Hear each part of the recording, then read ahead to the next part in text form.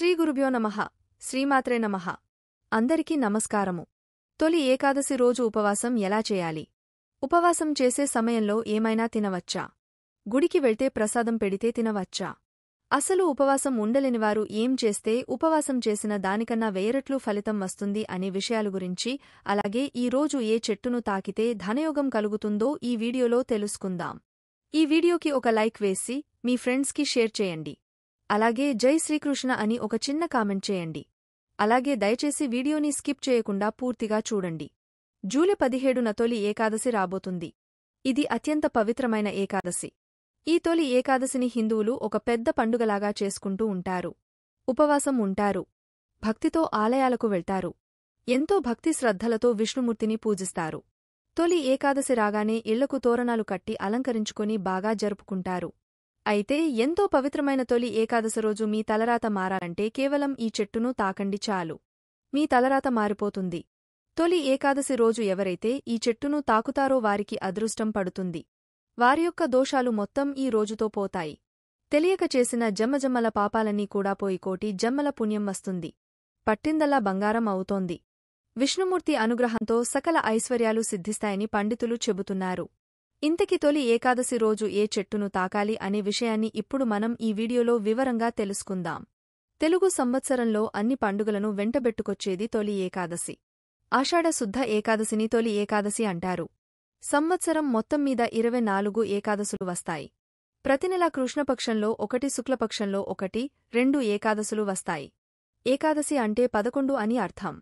మనకు ఉన్నటువంటి 5 జ్ఞానేంద్రియాలు, 5 కర్మేంద్రియాలు వీటిని పనిచేయించే అంతరింద్రియమైన మనసు కలిపితే 11. ఈ 11 ఏకోన్ముఖంగా పనిచేసే సమయం ఏకాదశి. ఆషాఢమాస ఏకాదశిని తొలి ఏకాదశిగా జరుపుకుంటారు. దీనినే ప్రథమ ఏకాదశి, శయన ఏకాదశి, హరివాసరం అని కూడా అంటారు.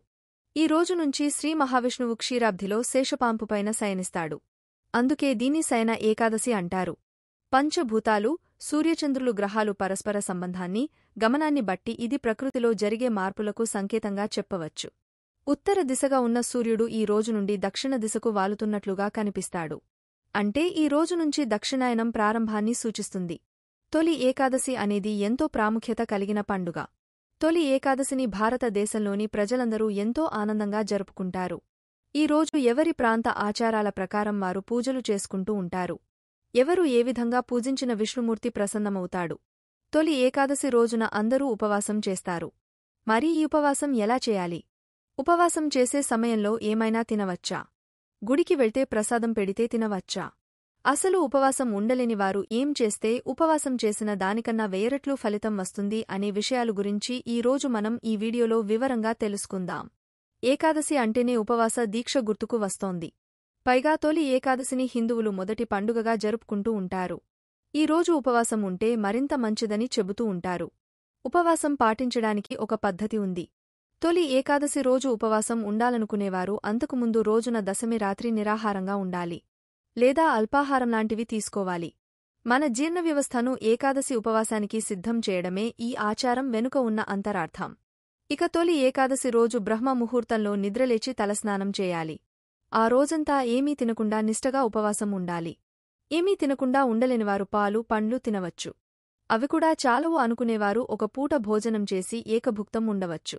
ఇలా ఈ 3 పద్ధతుల్లో ఏదో ఒక విధంగా ఏకాదశి ఉపవాసం ఉండాలి. ఈ ఉపవాసం జాగరణలతో తొలి ఏకాదశి రోజు గడిచిన తర్వాత మరునాడు అనగా ద్వాదశి రోజు తెల్లవారుజామున దగ్గరలోని ఆలయాలను దర్శించుకోవాలి. ఆ తర్వాత ద్వాదశి పారణ చేయాలి. పారణ అంటే ఏదైనా తినాలి. ద్వాదశి రోజు కూడా అల్పాహారం తింటే మంచిది. ఎందుకంటే తొలి ఏకాదశి రోజు ఉపవాసం ఉండటం వలన జీర్ణ వ్యవస్థ నెమ్మది అవుతుంది. ఒకేసారి దానికి ఆహారం అందించడం అంత మంచిది కాదు. అందుకే ద్వాదశి రోజు అతిగా భుజించకూడదు. ఈ తొలి ఏకాదశి రోజు ఉపవాసం ఉన్నవారు గుడికి వెళ్లినప్పుడు పేలాల పిండి ప్రసాదం ఇస్తే తినవచ్చు. గుడిలోనే కాదు ఇంటి దగ్గర కూడా ఈరోజు పేలాల పిండిని ప్రసాదంగా భావించి తినవచ్చు. అందులో ఏమీ దోషం లేదు. కనుక ఉపవాసం ఉండేవారు ఈ రోజు ప్రసాదం తినవచ్చు. ఈ ఉపవాసం ఉండే ఓపిక లేనివారు, అనారోగ్య సమస్యలు ఉన్నవారు తొలి ఏకాదశి రోజు ఉపవాసం ఉండకపోయినా పర్వాలేదు. కానీ ఉపవాసం ఉండి తొలి ఏకాదశి ఎప్పుడెప్పుడు అయిపోతుందా అని ఎదురుచూస్తే అది ఫలితాన్ని ఇవ్వదు. కనుక ఉపవాసం ఉండలేనివారు అన్నం కాకుండా మిగతావన్నీ తినండి. ఏమీ తినకుండా ఉండలేనివారు సంతోషంగా ఏదో ఒకటి తిని విష్ణువును ఆరాధించండి. మనస్ఫూర్తిగా విష్ణువును పూజించండి. దైవనామస్మరణ చేసుకోండి. ఇలా సంతోషంగా ఏదో ఒకటి తిని విష్ణువును ఆరాధిస్తే ఉపవాసం ఉన్న దానికన్నా అధిక ఫలితం వస్తుంది. 1000 రెట్లు ఎక్కువ ఫలితం పొందుతారు. ఎందుకంటే ఇక్కడ మనసు అనేది ముఖ్యము. మన మనసును సంతోషంగా భగవంతుడి మీద లగ్నం చేయడమే ఉపవాసం. ఇలా కాకుండా కఠిన ఉపవాసం ఉండి కూడా భగవంతుడి మీద మనసు లగ్నం చేయలేకపోతే ఈ ఉపవాసం వ్యర్థమే అవుతుంది.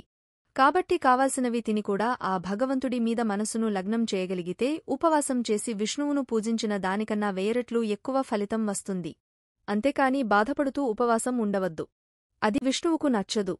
నేను భోజనం చేయలేదని అనుకుంటూ విష్ణువును పూజిస్తే భగవంతుడికి నచ్చదు. మీకు కూడా మంచిది కాదు. తొలి ఏకాదశి రోజు దుర్భాషలు ఆడకుండా జాగ్రత్తగా ఉండండి.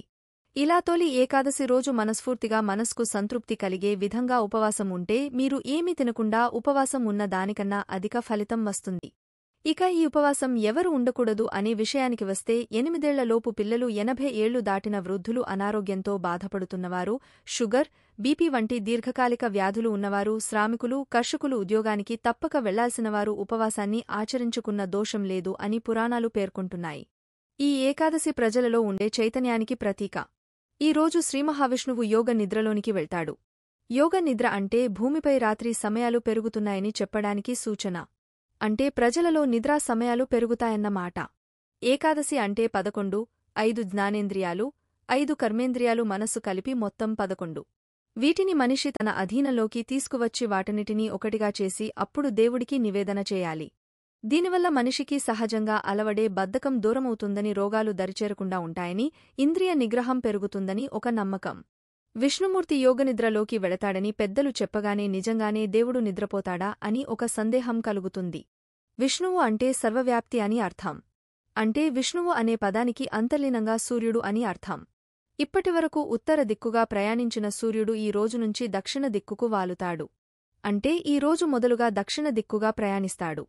దానినే సాధారణ పరిభాషలో నిద్రపోవడం అని అభివర్ణించారు. మహిమాన్వితమైన ఈ ఏకాదశి పర్వదినాన వ్రతాన్ని ఆచరిస్తే సూర్యచంద్ర గ్రహణంలలో భూమి దానాలు ఇచ్చినంత, అశ్వమేధ యాగం చేసినంత, 60,000 సంవత్సరాలు తపస్సు చేసినంత పుణ్యం లభిస్తుందని ఏకాదశి వ్రత మహత్యాన్ని గురించి మన పురాణాలు చెబుతున్నాయి. మహాసాధ్వి సతీసకుబాయి ఈ వ్రతాన్ని ఆచరించి మోక్ష సిద్ధి పొందటం జరిగింది. తొలి ఏకాదశి రోజున సూర్యోదయానికి ముందే నిద్రలేచి శుచిగా స్నానమాచరించి శ్రీహరిని నిష్ట నియమాలతో పూజించాలి. పూజగదిని శుభ్రం చేసుకుని విష్ణుమూర్తి ప్రతిమకు లేదా పటానికి పసుపు కుంకుమలు పెట్టి పుష్పాలతో అలంకరించుకోవాలి. తర్వాత నైవేద్యం పెట్టి కర్పూర హారతి ఇవ్వాలి.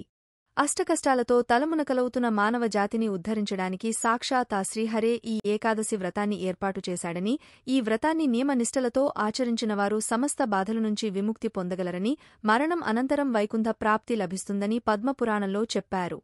ఇక ఎంతో పవిత్రమైన తొలి ఏకాదశి రోజు కేవలం ఈ చెట్టును తాకితే చాలు, లక్ష్మీదేవి మీ ఇంట్లో ధనవర్షాన్ని కురిపిస్తోంది.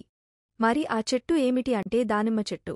ఈరోజు సాక్షాత్తు లక్ష్మీ స్వరూపమైన దానిమ్మ చెట్టును ఎవరు తాకుతారో వారి ఇంట్లో లక్ష్మీనారాయణులు కోట్ల వర్షాన్ని కురిపిస్తారు. రాజయోగం పడుతుంది. ఈ రోజు ఎక్కడ దానిమ్మ చెట్టు కనిపించినా అక్కడకు వెళ్లి దానిమ్మ చెట్టును లక్ష్మీ స్వరూపంగా భావించి చెట్టుకు కొన్ని నీళ్లు పోయండి. వీలుంటే 3 ప్రదక్షిణలు కూడా చేయండి. తర్వాత దానిమ్మ చెట్టు మొదట్లో ఆవు నెయ్యితో దీపాన్ని పెట్టి 11 సార్లు తాకండి. ఇలా ఈరోజు దానిమ్మ చెట్టును తాకితే మీ దశ మారిపోతుంది. ఎందుకంటే ఈ తొలి ఏకాదశి అనేది లక్ష్మీనారాయణులకు ఎంతో ఇష్టమైన రోజు. ఈరోజు సాక్షాత్తు లక్ష్మీదేవి నివాసం ఉండే దానిమ్మ చెట్టును తాకితే మన ఒంట్లోకి దైవిక శక్తులు ప్రవేశిస్తాయి. ఇదంతా చేయడం కుదరనివారు తొలి ఏకాదశి రోజు స్నానం చేసి కేవలం దానిమ్మ చెట్టును తాకితే చాలు. మీకు అదృష్టం పడుతుంది. దానిమ్మ చెట్టు అంటే లక్ష్మీనారాయణులకు ఎంతో ఇష్టం. అందుకే స్వామివారి పూజలో, అమ్మవారి పూజలో దానిమ్మ గింజలను నైవేద్యంగా పెడతారు. దానిమ్మ చెట్టు మీద లక్ష్మీనారాయణులు నివాసం ఉంటారని శాస్త్రం చెబుతోంది. దానిమ్మ చెట్టు కూడా దేవతావృక్షమే. ఇంటి దగ్గర ఎవరైతే దానిమ్మ చెట్టుని పెంచుతారో వారి ఇంట్లో లక్ష్మీనారాయణులు ఎల్లవెళలా కొలువై ఉంటారు. అటువంటివారి ఇంట్లో ఎలాంటి కష్టాలు ఉండవు. ముఖ్యంగా ధనానికి కొరత రాదు. ఎవరి ఇంటి దగ్గర దానిమ్మ చెట్టు ఉంటే వారి ఇంటి దరిదాపుల్లోకి కూడా దుష్టశక్తులు రావు. కనుక అందరూ కూడా ఇంటి దగ్గర దానిమ్మ చెట్టును పెంచుకోవాలి. కాబట్టి ప్రతి ఒక్కరు కూడా తొలి ఏకాదశి రోజు ఈ చెట్టును తాకండి. లక్ష్మీనారాయణ అనుగ్రహంతో అష్ట ఐశ్వర్యాలను పొంది ఆనందంగా జీవించండి.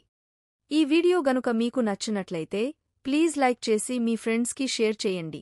అలాగే మా కొత్త వీడియోస్ మీకు వెంటనే చేరాలంటే మా ఛానల్ని సబ్స్క్రైబ్ చేసుకొని పక్కనే ఉన్నటువంటి బెల్ ఐకాన్ని ప్రెస్ చేయండి. ధన్యవాదములు.